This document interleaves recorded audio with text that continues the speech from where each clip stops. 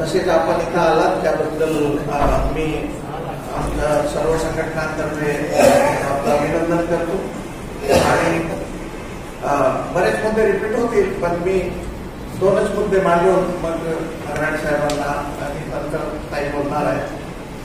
आमची अशी इच्छा आहे की हा जो प्रशासन इथं होतो तर मी पूर्ण देशातल्या कार्यक्रमाचा अभ्यास केलेला आहे. धार्मिक कार्यक्रमाचा 5,000 कोटी रुपये खर्च होता आणि आम्ही महाबोधी महाविहारासाठी आणि दीक्षाभूमीसाठी जे काही शासकीय जबाबदारी आहे ती पार पाडण्यासाठी आम्ही बोलत आहोत.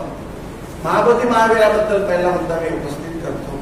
1850 पासून न्यायालयीन लढाई सुरू आहे नगारी धर्मपालकडून ते आजपर्यंत आली आणि भारतात कमीत कमी 2 लाख मंदिरं आहेत आणि त्यांचे उत्पन्न हे 2.32% आहे जीडीपीच्या. एवढा अवाढव्य खर्चही ते लोक करतात. आम्हाला त्याबद्दल काही म्हणायचं नाही.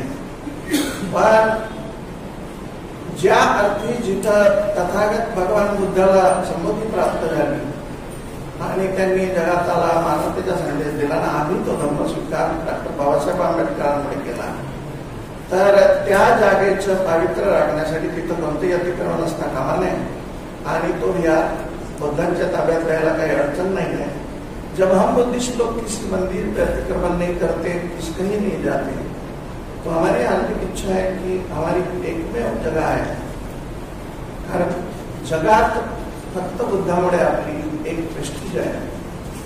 इथले प्रतिनिधी जातात आणि पॉलिटिशियन जातात तर सांगतात हम बुद्ध की धरती से आए और वही बिहार आप बुद्ध को लोगों को वापस नहीं करते. That is wrong. तुमच्या माध्यमातून सर्वोच्च न्यायालयाला आम्ही सांगतो की गेली 13 वर्ष हा न्यायालयीन याचिका सुप्रीम कोर्टात प्रलंबित असल्यामुळे आम्ही त्या याचिकेसंदर्भात महाबोधी महाल मुक्त करावे आणि बुद्धिस्ट टेम्पल ऍक्ट 1949 रिपील म्हणजे रद्द करावे यासाठी लढत आहोत. तुमच्या माध्यमातून मी आमच्या सर्व प्रतिनिधींच्या वतीने सुप्रीम कोर्टाबद्दल नाराजी व्यक्त करत आहे. The abnormal delay made by Supreme Court of India to decide the case of the Buddhist Temple Act, which is urgent one, that is not acceptable to us. तर हे 13 वर्ष जे यांनी याचिकेला सर्वोच्च न्यायालयाने निकाली काढली नाही आणि कालच याचिका सुनावणीसाठी आली तर आदरणीय पत्रकार बंधूंनो, मी तुम्हाला सांगतो तीही याचिका त्यांनी पुढे ढकलली. ही चालढकल आम्हाला मान्य नाही. त्यांना आम्ही केस डिसाईड करण्यासाठी सांगत आहोत. त्यांना काय म्हणायचं ते म्हणावं आणि शेवटी आम्ही सांगतो की आम्हाला जर त्यांनी हरवलं तर we people will go in the court of people. कारण आमचा एकच प्रश्न आहे, युनेस्कोने ज्या महाबोधी महाविहाराला जागतिक वारसा म्हणून डिक्लेअर केलेला आहे तर त्याला जागतिक पद्धतीनं भारतानं सांभाळा एवढंच मुद्दा आहे. आणि काल आमची कलेक्टर सोबत बैठक झाली. ताई बोलणार आहे, पुढे सर बोलणार आहे, आपले आदरणीय साहेबही बोलणार आहेत. तर त्या संदर्भामध्ये आमचे 4-5 मुद्दे आहेत. जसं आता पद्माकर भाऊनी सांगितलं तर ते तर आपण करणारच आहोत. अजूनपर्यंत यांनी प्लॅनिंगला सुरुवात केलेली नाही आहे. तर त्या संदर्भामध्ये आम्हाला असं म्हणायचं आहे की dignity of ladies who are coming there, म्हणजे 5 लाख जवळपास येतील यावेळेस, तर त्यांची डिग्निटी, त्यांची प्रायव्हसी आणि त्यांचे मेंटेनन्स तर काही सांगतीलच, त्याबद्दल बोलणार आहे. विविध सुविधांसाठी लागणारा निधी तात्काळ शासनाने उपलब्ध करून द्यावा आणि सुविधा देण्याची माहिती देण्याचे पुस्तक उपलब्ध करून द्यावे आणि आमचाही सहभाग त्यात असावा. मी चैत्यभूमीचं आंदोलन बघितलेलं आहे आणि चैत्यभूमीच्या सुविधा बघितल्या, एक्सलंट असतात. त्या पद्धतीनं केलं तर त्यांनी हे नियोजन केलेलं 15 लाख या नव्यांची व्यवस्था करावी.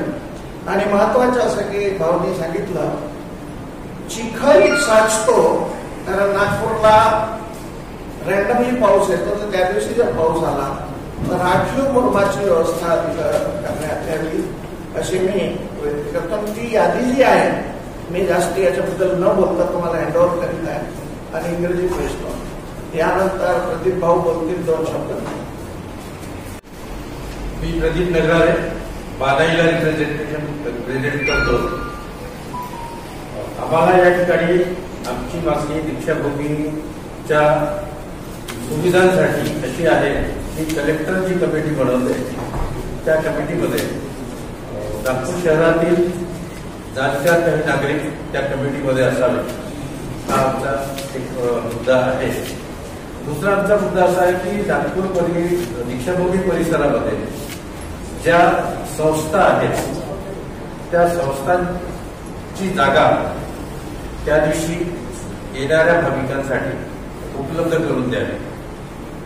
तिसरा मुद्दा जो आहे आमचा तो असा आहे की दरवर्षी दीक्षाभूमीवर येणाऱ्या लोकांची जी गैरसोय होते ती म्हणजे प्रातःविधी किंवा सकाळच्या ज्या वेळेस नॅचरल कॉल्स आणि या गोष्टी असतात पर्टिक्युलरली महिलांच्या, तर या बाबतीत पूर्व प्लॅनिंग करून सर्व जास्तीत जास्त जवळपास अंदाजे 15 लाख जर लोक आपण पकडले येणार आहेत असे 3 दिवसामध्ये 15 लाख लोकांचा त्या ठिकाणी सराव राहण्याची शक्यता आहे, आगमनाची शक्यता आहे. तर त्या प्रमाणात सुरुवातीपासून आधीपासूनच त्यांचं प्लॅनिंग आणि त्यांची सोय होईल इतक्या सोयी इतक्या सुविधा त्या ठिकाणी आपण उपलब्ध करून द्याव्या याबद्दलचं निवेदनही आम्ही कलेक्टर साहेबांना दिलेलं आहे आणि आवर्जून त्यांना सांगितलं की तुम्ही 1 महिना आधी जे रुटीन प्रॅक्टिस असते तुमची त्याचप्रमाणे तुम्ही कार्य करता आणि मागच्या वर्षी जसं केलं तोच ढाचा यावर्षी करता. पण या वर्षीची वेळ वेगळी आहे. यावर्षी महाबोधी महाविहार आंदोलनाच्या निमित्ताने जे वातावरण सर्व ठिकाणी जागृती झालेली आहे त्यामुळे दीक्षाभूमीवर जवळपास 15 लाख लोक येणार आहेत. तर याबाबतच्या सोयी सुविधा शासनाने प्रामुख्याने सर्वांच्या सहभागाने कराव्या.